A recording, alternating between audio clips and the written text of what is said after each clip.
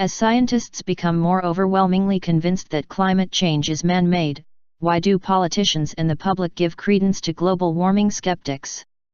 A review of scientific literature published this week has found that 97% of peer-reviewed papers taking a position on global warming say humans are causing it. Yet, a large proportion of the U.S. public still seems unconvinced. Last month, a Yale University survey found the public's belief that climate change is happening actually dropped slightly over the last year. Moreover, only 49% of those surveyed believed human activity was the cause. A team of researchers studied tens of thousands of scientific articles published between 1991 and 2011 to determine the extent of scientific agreement on climate change and its causes. More than 66% of the abstracts did not take a position on human-driven global warming.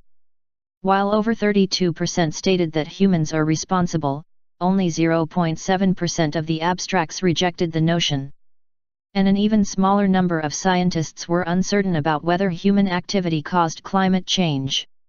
Meanwhile, Yale's climate change survey in April found that about 2 in 3 Americans, or 63%, believe global warming is happening. And around half believe that it is caused mostly by human activities. Only 42% of Americans believe that scientists agree on climate change, the survey found. But 33% feel there is widespread disagreement among scientists on the issue. Earlier this month, carbon dioxide levels in the atmosphere at a key observation station in Hawaii were reported to have reached 400 parts per million for the first time since measurement began in 1958.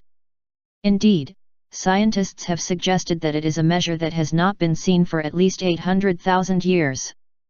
But politicians seem loath to take strong steps to reduce emissions.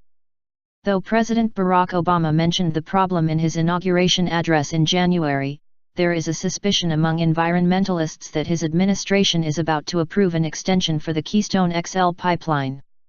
If it does, it will be difficult for Obama to argue that climate change is one of his key concerns. Turning up the heat on this episode of Inside Story Americas, presenter Shihab Rattansi discusses the issue with guests, Michael Mann, the director of Penn State University's Earth System Science Center and author of The Hockey Stick and the Climate Wars, Dana Nusatelli, an environmental scientist who writes for the Skeptical Science blog, who was also involved in the survey of scientific literature on climate science that was published this week, and Rick Piltz, the director and founder of Climate Science Watch, who is also a former senior associate at the U.S. government's Climate Change Science program. He resigned in 2005 citing government interference. The disinformation campaign can only survive for so long. We saw, as in the case of tobacco, there was a similar disinformation campaign decades ago to obscure the science and the scientific link between the use of tobacco products and lung cancer.